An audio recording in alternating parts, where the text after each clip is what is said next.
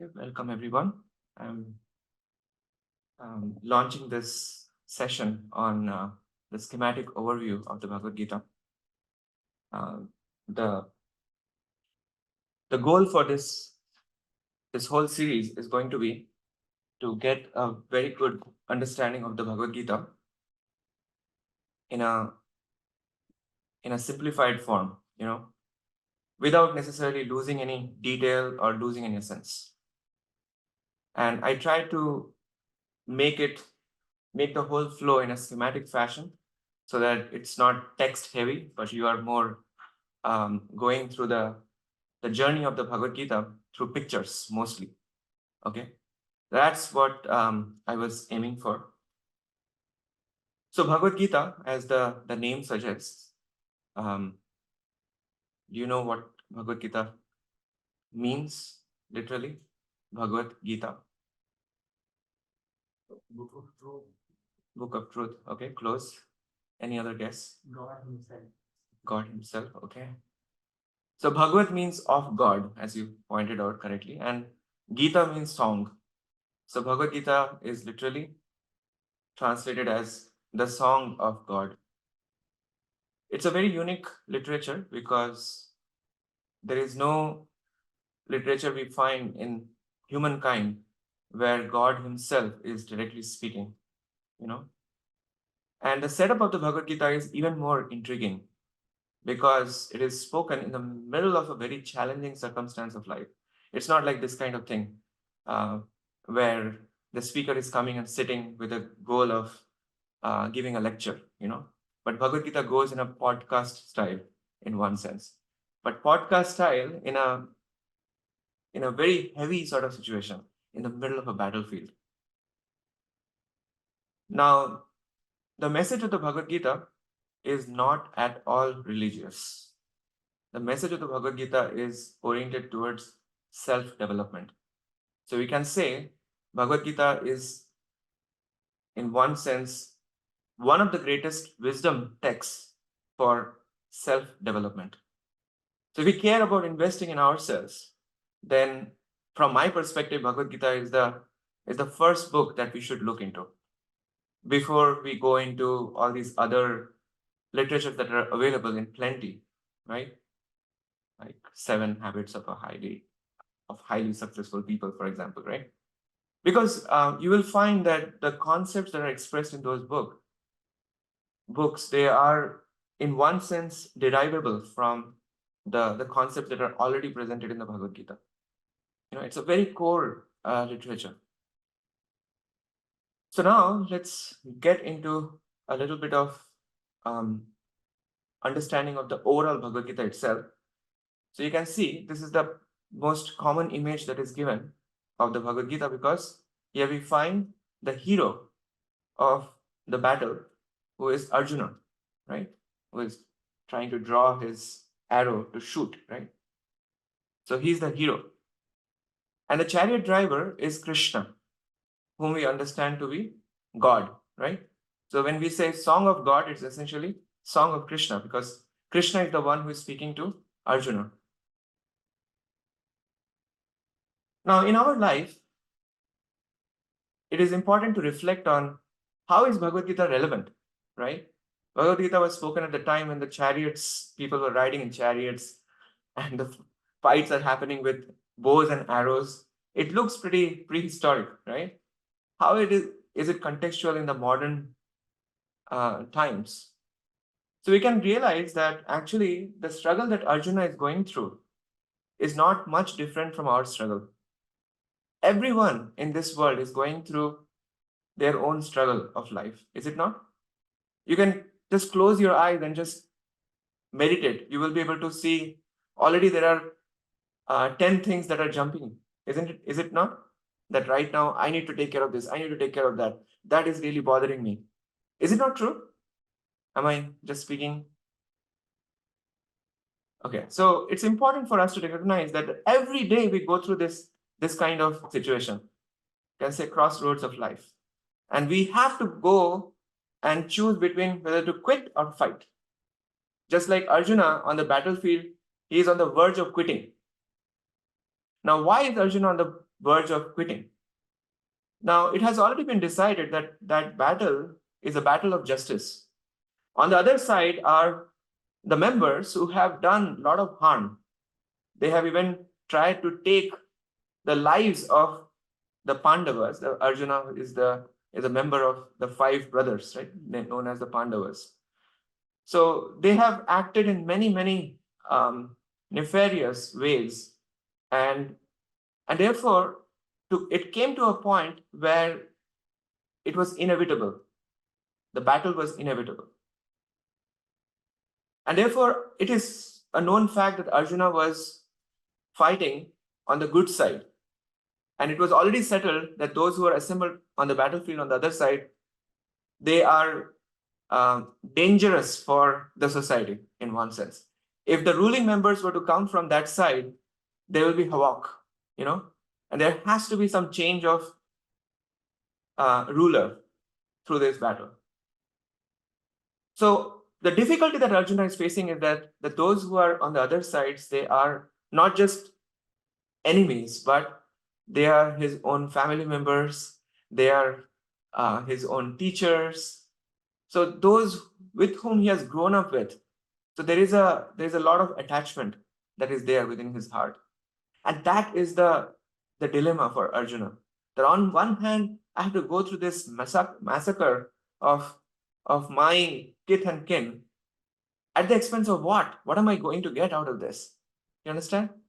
The first chapter of the Bhagavad Gita deals with that, the whole mindset of Arjuna, which led him to decide that I'm going to quit, So if you see the Bhagavad Gita, it is divided into 18 chapters. The first 6 chapters, they deal primarily with Karma Yoga leading up to Bhakti Yoga. The last 6 chapters deal with Jnana Yoga leading up to Bhakti Yoga. And the middle 6 chapters, they deal with Bhakti Yoga. Now, we will get to know more as we go through the Bhagavad Gita. But we can see that the spotlight is on Krishna throughout the Bhagavad Gita. And you will see why. And the process of yoga that gets sort of, you can say, reiterated again and again throughout the Bhagavad Gita happens to be Bhakti Yoga. And I'm just putting it right there so that you can see as we go through the whole discussion how that is so. Okay. Now, if you want to see the division of verses in the Bhagavad Gita, there are 700 verses. Thank you.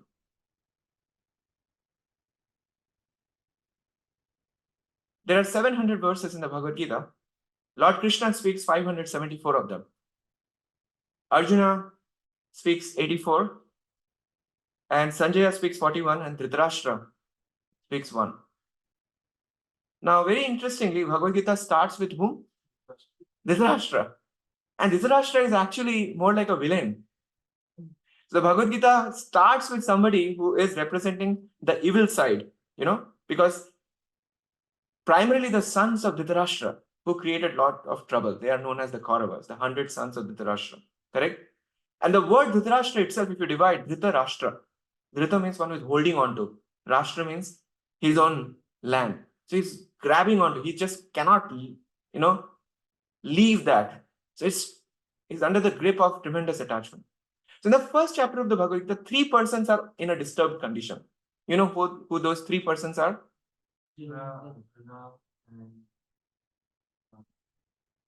Duryodhana. So the scene unfolds like this. So Dhritarashtra, this is the chapter-wise division of the different verses. I just wanted to point out that you can see the largest share of verses will come from the 18th chapter, 18th and the 2nd chapter. They are the largest two chapters of the Bhagavad Gita. And then the smallest of the chapters are the 12th and the 15th, but they are very essential chapters.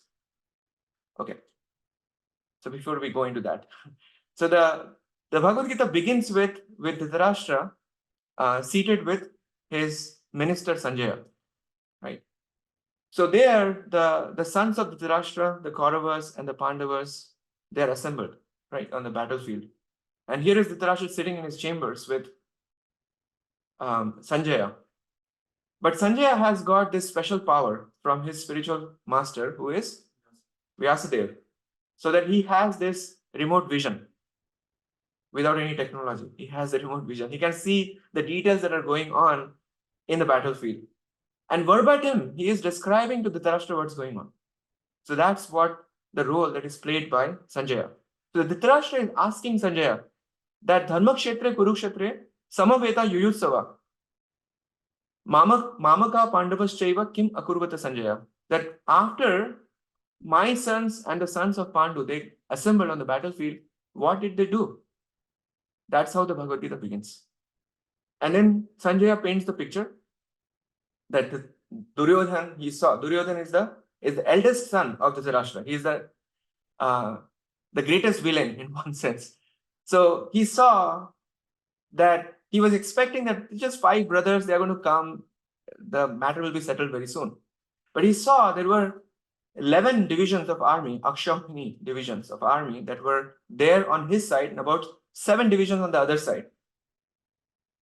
7 is less than 11, but still it's quite significant. So he was quite nervous looking at the army. So then he goes straight to his teacher, who is Dronacharya, and started speaking manipulative words that look at our strength, look at the strength of the other side. And if you compare our army is much better. Look at our army, it is led by personalities like Bhishma. And then he also mentions Karna, who is not even there in the battlefield.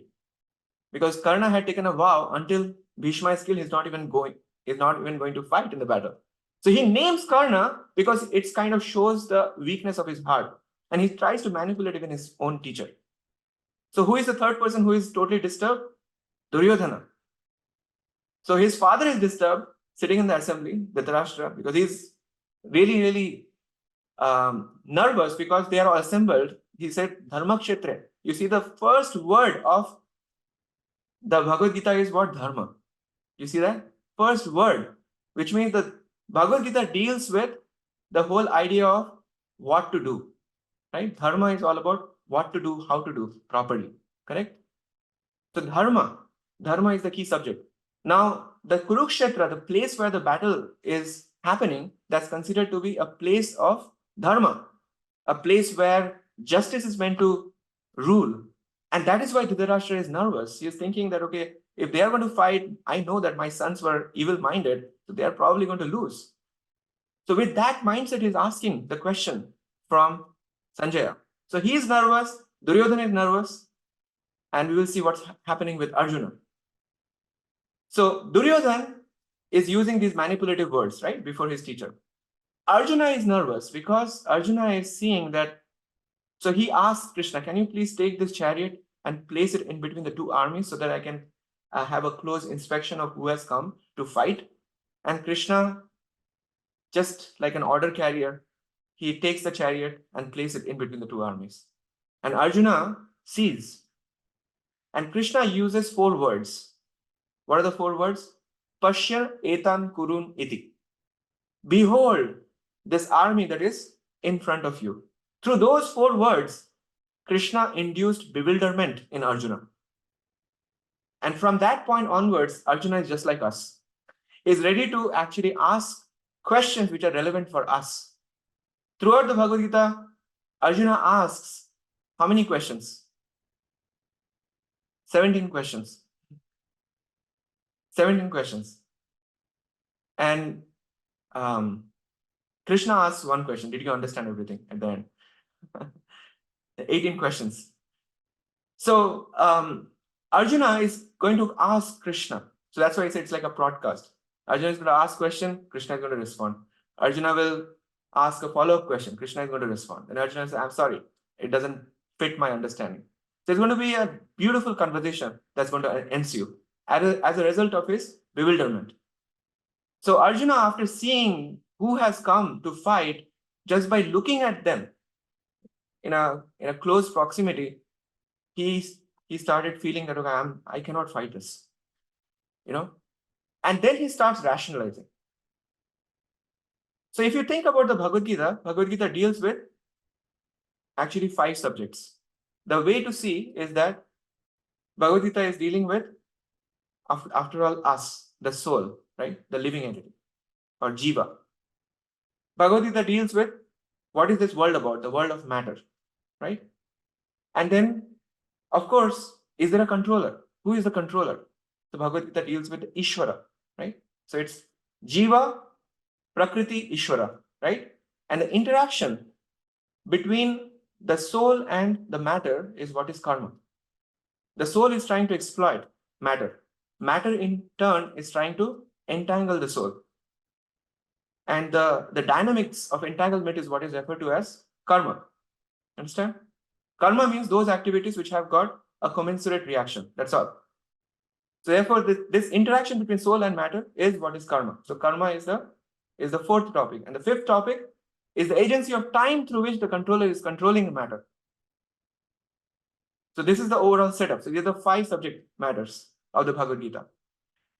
And the soul also has got an inherent connection with the controller, but it is forgotten. So you see, it is very, very faded. The whole question is, how do the souls who have forgotten, they come to the state of awareness?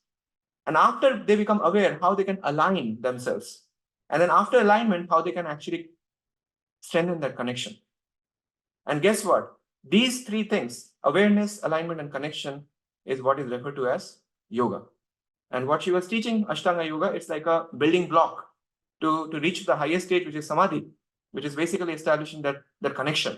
But ultimately, any form of yoga is meant towards strengthening that connection. So this is the scene of the first chapter, right? The Dhritarashtra with Sanjaya, and Sanjaya giving the whole picture of the Bhagavad Gita, right? So this is the overall summary of the first chapter. So Arjuna opens his heart before Krishna. So he says that Ve Patushta Sharire me Roma Harshascha Jayate Gandiva Sansrate Hastat Tvak Chaiva Paridayate. So Arjuna is explaining his bodily situation, his bodily symptoms. He's saying, Ve Patushta Sharire me Roma Harshascha Jayate. My whole my body is just quivering and the hair is standing on end. Gandiva, the bow that Arjuna is capable of weaving, wielding at any time, like to kill all these thousands of army. That Gandiva bow, the bow is called Gandiva. Okay, that Gandiva bow is slipping from his hands. Gandiva sansrate hastat, and tvak chaiva paridayate. My skin is burning. So in this way, Arjuna, what do we see? The difference between Duryodhana and Arjuna? Arjuna is extremely self-honest. Arjuna is not hiding his emotions.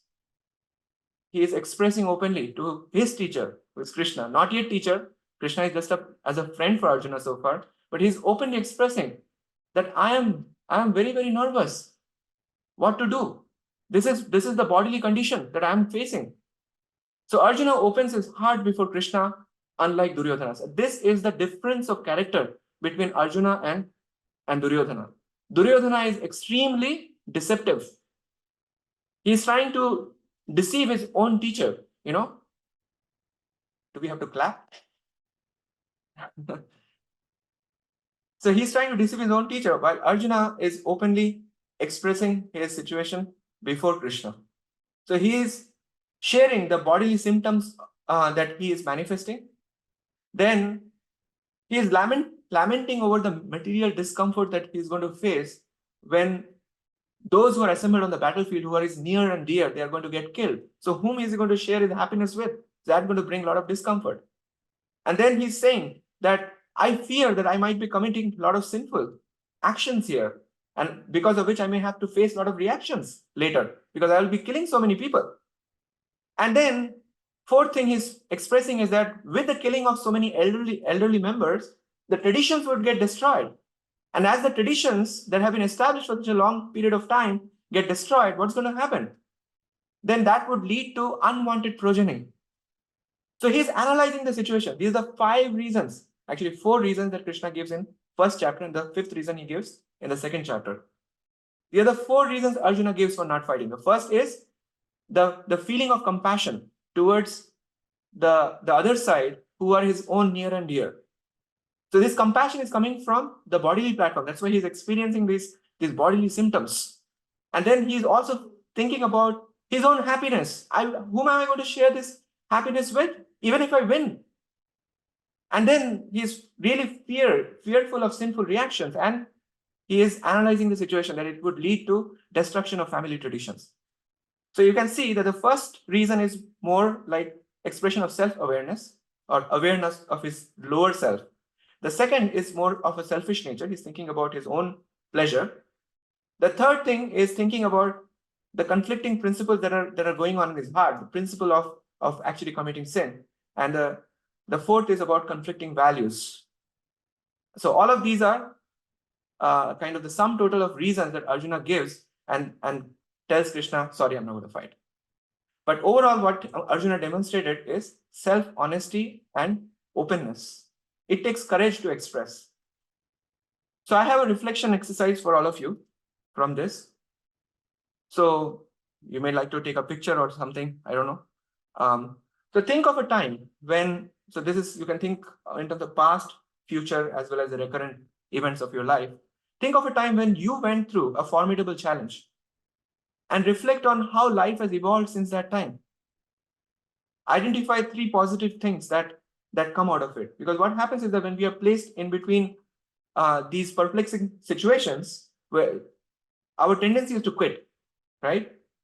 Thinking that what's going to happen? Like if I mean, just like Arjuna is ready to quit. He's saying, I'm not going to fight.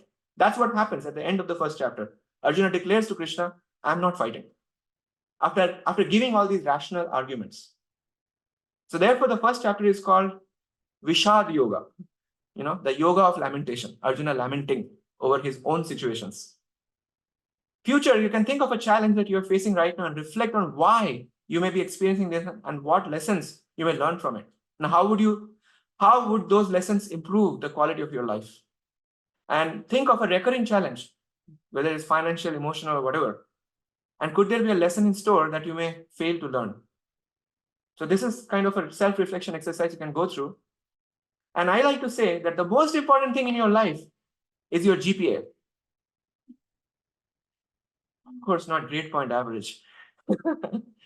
So it's goal, purpose, and action. You need to figure out what is the goal of your life. What is the goal of your life? It's about the direction, where you are headed. What is the goal? Second question to ask is that why? Why have you set aside as your goal? And lastly, what action are you going to perform that is aligned with the purpose and your goal? Is it clear? The first is about what. Second is about why. And the last is about how, actions. You can also think in terms of head, heart, and hands. Right? What you are thinking through your head, right? But ultimately, why is coming from, it's an emotional response. It's the heart that is involved. And action is with your hands. But it's an important question, is it not? So you can see Arjuna's analysis is actually going in that direction. And you will see more clearly in the beginning part of the second chapter. In the beginning part of the second chapter, when Arjuna surrenders to Krishna, before Krishna starts speaking Bhagavad Gita. Arjuna has not yet surrendered. He just declared, I'm not going to fight. That's how the first chapter ends. So in order to get to your GPA or getting a stronger GPA, see if you can answer these questions to yourself. I thrive in life when ... You can complete it. I lose my drive and motivation when what happens? I'm truly happy when I want to be a person who someday, something, someday I would like to do ... My greatest strengths and skills are ... For me, the most important things in life are ... Do you understand? So if you fill up this, then that will give you a sense of your GPA. And then, of course, this is just a starting, right? The idea is that as we move forward, you will see that the GPA will become stronger and stronger. And we will also know how to evaluate. So thank you, Alak. Yeah, I'll be back. Yeah. All right.